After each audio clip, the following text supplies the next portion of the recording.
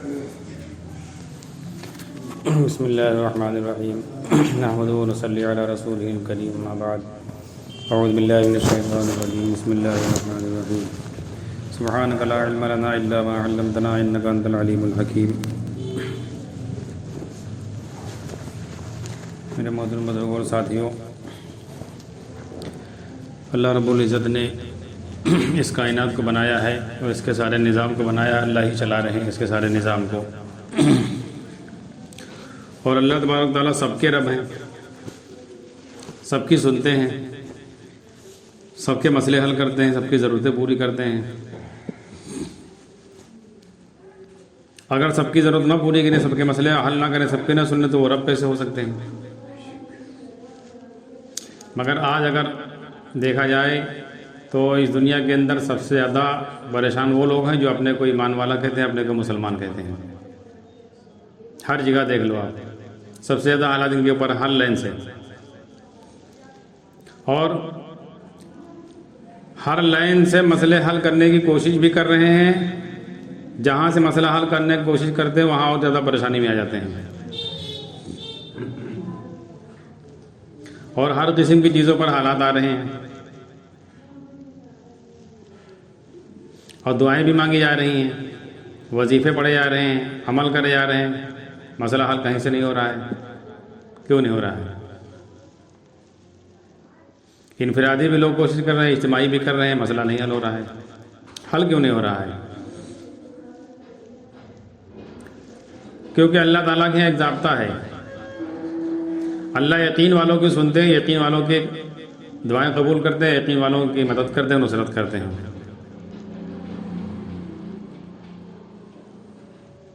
لیکن ہم لوگ یہ سمجھتے ہیں کہ ہمارے پاس نبی ہے، ہمارے پاس قرآن ہے، ہمارے پاس نماز ہے، ہمارے پاس روزہ ہے، ساری چیزیں ہیں۔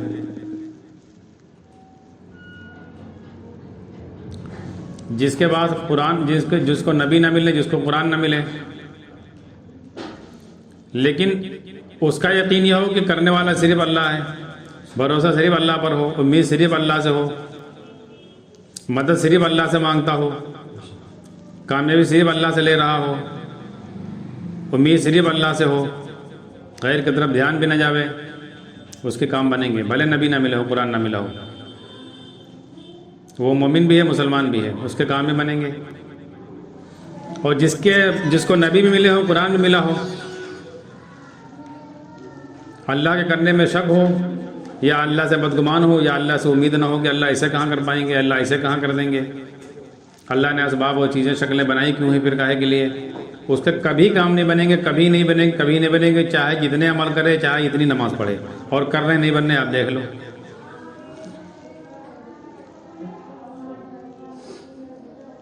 اور یہ جتنے عمل کر رہے ہیں یہ سب اللہ تعالیٰ نے ایمان والوں پر فرض کیے ہیں۔ ایک موٹی مثال لے لو، ابھی تھوڑے دن پہلے یہ آواز اٹھی تھی، کبھی کبھی اٹھتی ہے کہ حرمین شریفین میں غیر مسلم کا داخلہ منع ہے کہ نہیں؟ کافر مشرک کا داخلہ منع ہے، غیر مسلم کا داخلہ منع ہے، اور وہاں حکومت نے نظام بنا رکھا ہے، اس کے حدود بنا رکھے ہیں، وہاں پر لکھا ہوا ہے پہلے، اور کسی کو جانے بھی نہیں دیتے ہیں۔ وہ تو ایک جگہ ہے جہاں ہمارے نبی صلی اللہ علیہ وسلم پیدا ہوئے، وہاں پیدا ہونے کے بعد وہاں گئے، اور وہاں ان کا وصال ہوا، وہیں ان کا مزار بنا ہوا ہے، اور ان کی وہ مسجد ہے، وہاں ان کا گھر تھا، وہاں اب مسجد کے اندر آ گیا ہے۔ اور یہ بیت اللہ اللہ کا گھر ہے، جب سے اللہ نے کائنات بنائی ہے اس کو اللہ نے اپنا گھر بنایا ہے۔ یہاں طواف ہوتا ہے، نماز پڑھی جاتی ہے، اور کان ادا کرے جاتے ہیں، ساری دنیا کے نماز پڑھنے والے لوگ ادھر منہ کر کے نماز پڑھتے ہیں۔ تو جب ایک عمارت کا اتنا احترام ہے، اور ایک عمارت کو دیکھنے کے لیے جس کو خدا کا گھر کہا جاتا ہے، جس کو نبی کی مسجد کہی جاتی ہے، نبی کا روضہ کہا جاتا ہے، وہاں غیر مسلم نہیں جا سکتا ہے۔ اندازہ لگاؤ، وہاں سے بات سے نکالو آپ۔ تو نماز تو اس سے بڑی چیز ہے، روزہ تو اس سے بڑی چیز ہے، تو غیر ایمان جب تک ایمان نہ ہے تو اس کے اوپر فرض کہاں سے ہو جائے گا وہ؟ جس کے پاس ایمان نہیں وہ خدا کا گھر دیکھ نہیں سکتا ہے، نبی کی مسجد دیکھ نہیں سکتا ہے، نبی کا روضہ دیکھ نہیں سکتا ہے، اس کے لیے دیکھنا منع ہے، تو جس کے پاس ایمان نہیں نماز پڑھنا کہاں سے اس کے لیے ہو گیا صحیح؟ پہلے ایمان سیکھنا چاہیے نا، پہلے ایمان بنانا چاہیے نا، پھر نماز پڑھنا چاہیے، نماز سے کام بنیں گے پھر۔ اور اگر یہ ضابطہ لے رہے ہو کہ صاحب مسلمان گھر میں پیدا ہوئے وہ کافر گھر میں پیدا ہوئے ہیں، تو پیدا کوئی اپنی مرضی سے ہو نہیں رہا ہے، اور نہ کوئی حکومت پیدا کر رہی ہے کہ حکومت اس کا فیصلہ کرتی ہے کتنے لوگ ہندو کے پیدا ہوں گے، کتنے مسلمان کے پیدا ہوں گے۔ یہ تو اللہ کا ضابطہ ہے نا۔ تو اگر کچھ لوگوں کو مسلمان گھر میں پیدا کر دیا اور کچھ لوگوں کو دوسرے مذہب میں پیدا کیا، تو ان کی کیا غلطی تھی کہ ان کو کافر کیا؟ جن کو ہم لوگ کہتے ہیں کافر کیا پیدا ہوئے ہیں وہ کافر ہیں، تو ان کی غلطی کیا تھی کافر کیا پیدا ہوئے؟ اور اگر کافر کیا اللہ نے ان کو پیدا کیا تو ان کے لیے کوئی انتظام بھی تو کرنا چاہیے اللہ تعالیٰ کو۔ بھائی اللہ ہی نے پیدا کیا ہے نا، اپنی مرضی سے پیدا نہ ہوئے، تو اللہ کو ان کے لیے کوئی انتظام کرنا چاہیے کہ نہیں کرنا چاہیے کہ چلو یہ مسلمان گھر میں پیدا ہوئے ہیں، ان کے پاس نبی قرآن ان کے پاس کیا ہے؟ ہم لوگوں کی سوچ کے مطابق، یہ ہم لوگوں کی سوچ اپنی سوچ بتا رہے ہیں، اللہ کی نہیں بتا رہے ہیں۔ ہم لوگ جو سوچ ہے، جو ہم لوگوں کے جو بول ہیں، جو ہم لوگوں کو کا کہنا ہے اس کے مطابق، تو اللہ تعالیٰ کو ان کے لیے کوئی انتظام تو کرنا چاہیے نا۔ بھائی مثال کے طور پر ابھی یہاں سے باہر ملکوں میں جو لوگ کام کرنے کے لیے آتے ہیں، تو کوئی کسی گھر میں کام کرنے کے لیے آتا ہے، کوئی کسی مال میں کام کرنے کے لیے آتا ہے، کوئی کسی کمپنی میں کام کرنے کے لیے آتا ہے، کوئی ہاسپٹل میں کام کرتا ہے، کوئی کہیں کام کرتا ہے، کوئی ہوٹل میں کام کرتا ہے، ہوتا ہے کہ نہیں ہوتا ہے؟ تو جو ہوٹل میں کام کرتے ہیں ان کے لیے یہ ہوتا ہے کہ اتنی تنخواہ رہے گی، رہنا رہے گا، وہ ہوٹل میں تو ہے، وہ کھانا وہاں کھانا فری میں۔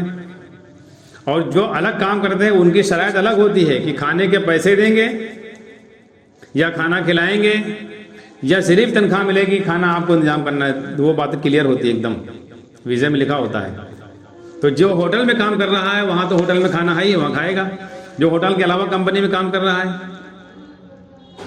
تو بعض جگہ یہ اصول ہوتا ہے کہ کھانے کے پیسے الگ سے دیتے ہیں کہ 1200 ریال یہ ہیں، 300 کھانے کے۔ اور جو لوگ گھر میں کام کرتے ہیں تو ان کے لیے گھر سے کھانا ہوتا ہے، کہیں کہیں گھر سے کھانا نہیں ہوتا، ان کا الگ روم دے دیتے ہیں اور ایک سلنڈر ایک چولہا دے دیتے ہیں، پیسے دیتے ہیں یا سامان دیتے ہیں، آپ انتظام کرو۔ ہوتا ہے کہ نہیں ہوتا ہے؟ تو اپنے گھر کا کھانا نہیں کھلاتے ہیں۔ تو اللہ تعالیٰ کو کوئی انتظام کرنا چاہیے کہ نہیں کرنا چاہیے ان کے لیے؟ پیدا کر دیا کافر گھر میں اور پیدا کر دیا مسلمان گھر میں۔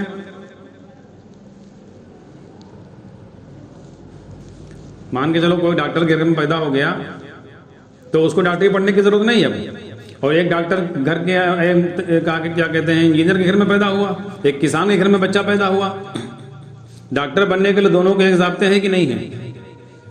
کہ یہ ڈاکٹر گھر میں پیدا ہوا ہے، اس کو پڑھنے کی ضرورت نہیں ہے، یہ انٹر تک نہیں کرے گا، اس کے بعد میں کمپٹیشن میں نہیں بیٹھے گا، اور نہ یہ 5 سال کا جو کورس وہ کرے گا، کس کو نہیں، کیونکہ ڈاکٹر گھر میں پیدا ہوا نا، وہ ہو سکتا کہ نہیں، جیل چلا جائے گا، چاہے جتنی مہارت ہو، چاہے اتنا تجربہ حاصل کر لے اپنے والد سے، وہ اپنے ابا سے۔ اور ایک کسان گھر میں پیدا ہوا بچہ، دونوں کے لیے ایک ضابطہ ہے کہ نہیں ہے؟ تو ایسے اللہ تعالیٰ نے سب کے لیے ایک ضابطہ ہے، پیدا کر دیا ہے۔ اللہ کو پہچانو، پہلے ایمان سیکھو، سب عمل پر لگے ہوئے ہیں، ایمان سیکھے بغیر جب اس زبان سے کلمے کی گواہی دیے بغیر، لا الہ الا اللہ محمد رسول اللہ پڑھے بغیر خدا کا گھر اور نبی کا گھر نہیں دیکھ سکتا ہے، تو دل میں ایمان آئے بغیر وہ نماز کیسے پڑھ لے گا؟ اور نماز سے اس کے کیا ہو جائے گا؟ یہی تو نہیں ہو رہا ہے۔ پڑھ تو رہے، نماز کہاں ہو رہا ہے؟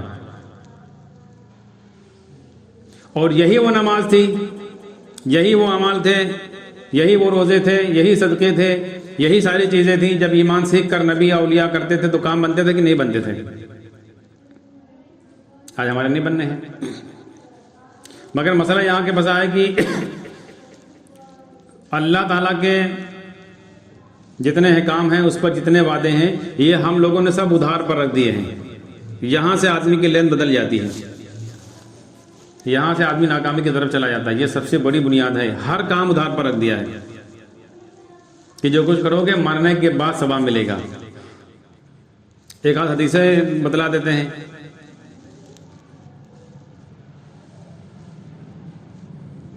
تو سارا معاملہ ادھار پر ہے، اور یہ سمجھا رکھا اور ہم نے سمجھ رکھا ہے کہ دنیا میں نماز روزے پہ کچھ نہیں ہوگا، سب ادھار، ٹوٹل ادھار. تو اب آدمی کچھ نہیں پتا ہے صحیح یا غلط. مان کے چلو ایک مثال کے طور پر ایک آدمی کوئی کام کر رہا ہے، در روزی کا مان لو کام کر رہا ہے، تو جب وہ ایک ہفتے کا کام لے کر جاتا ہے تو یہاں جن کو پیسے سے کام کرایا ہے ٹھیکے پر، ان کو پیسہ دینا ہے، کچھ اپنے پاس سے دیتا، کچھ روک لیتا. جب ایک ہفتے کے بعد کام لے جائے گا وہ سارا کام چیک کرے گا. چیک کرنے کے بعد وہ دیکھے گا کہاں اس میں غلطی ہے، سارا مال صحیح ہے تو پیسہ دے دے گا. کبھی کبھی کچھ روک لیتے ہیں کہ یار آج پیسے نہیں، ایسا کرو یہ 2 لاکھ کا تم نے کام کیا ہے، یہ 1 لاکھ لے لو، 1 لاکھ اگلے ہفتے لے لینا. ہو جاتا ہے کبھی کبھی، ورنہ پورا دے دیتے ہیں کہ ٹھیک ہے یہ پیسے لو، یہ اگلا کام کرو. کام میں کوئی فالٹ ہے وہ نکال دیں گے کہ دیکھو یہ سوٹ آپ کا گڑبڑ ہے اور یہ اتنے کا سوٹ ہے، اگر چل گیا تو ٹھیک ہے، نہیں تو اتنا اس کا مٹیریل لگا ہے، اتنے اس کے کپڑے کی ویلو ہے، اتنے پیسے کٹ جائیں گے. ہوتا ہے کہ نہیں ہوتا ہے؟ اور سب ادھار ہو، کچھ چیک ہونا ہی نہیں ہے، کچھ پیسے ملنا ہی نہیں ہے، سارا ادھار کے دار ہو کہ 10 سال بعد حساب ہونا ہے، تو آپ کو پتہ چلے گا کہ صحیح کر رہے ہو غلط کر رہے ہو. مان کے چلو نقد پیسے ملنے بولتے ہیں تو وہ فوراً چیک نہیں کرتا کیونکہ پیسے دینا ہے. مال گڑبڑ دے کر کے ہم پیسے دے دیں گے تو پھر بعد میں واپس کرے گا. وہ کام خراب کر دیا اس نے، جیسے بتایا تھا جو ڈیزائن اس میں کوئی فالٹ ہو گیا، کچھ کپڑا پھٹ گیا، کچھ بگڑ گیا، کچھ کالا ہو گیا، کچھ اور فالٹ ہو گیا، تو پیسے آپ کو دے دے گا اور بعد میں اس مال آئے گا تو وہ کون بھرپائی کرے گا؟ وہ تو فوراً چیک کرتا ہے وہ، کیونکہ نقد والا کام ہے نا. اور سارا مال ادھار اگر ہو تو پتہ چلا تمہارا گڑبڑ جا رہا تھا، کچھ نہیں ملے گا. تو یہاں بھی اگر نقد سامنے رکھ کر ہم چلیں گے پتہ چل جائے گا کون غلط راستے پر کون صحیح راستے پر. کیوں نہیں کام بنے، پھر آدمی اصلی چیز کی طرف آئے گا، ایمان کی طرف. کوئی نماز سے کام